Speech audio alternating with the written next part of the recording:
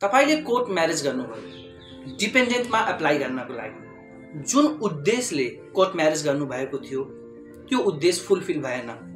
अब के गर्ने? के अब डिभोर्स भयो त? अब डिपेन्डेन्टमा एप्लाई भएन भन्दैमा डिभोर्स भइसक्यो त? आउनुस् बुझौँ यो भिडियोमा।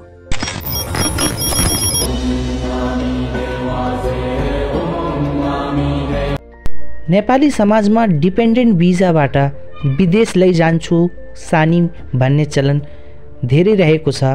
तर पनि कतिपय अवस्थामा हामीले डिपेन्डेन्टमा सँगै भिजा अप्लाई गरेको मेरो चाहिँ एक्सेप्ट भयो, तर उसको भने भिजा नै रिजेक्ट भयो। अब यस्तो केसमा के हुन्छ? के डिभोर्स अटोमेटिकली भइसक्यो या दुईटैले डिपेन्डेन्टमा विदेश लैजाने उद्देश्यले गरेको कोर्ट म्यारेज अब म्यारेज होइन भन्ने हुन्छ कि?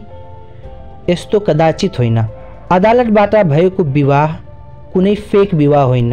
अदालतबाट भएको विवाह रियल विवाह हो र कानुनी मान्यता प्राप्त भएको विवाह हो।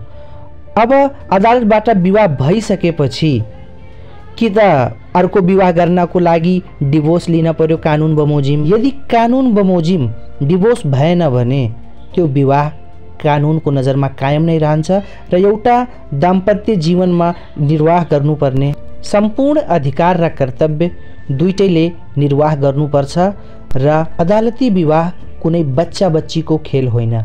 त्यसर्थ विवाह गर्नुभन्दा पहिला 10 पटक सोचेर मात्रै विवाह गर्नुपर्छ र डिपेन्डेन्टमा विदेश जाने वा अन्य कुनै उद्देश्यले विवाह गर्न वा गराउन हुँदैन।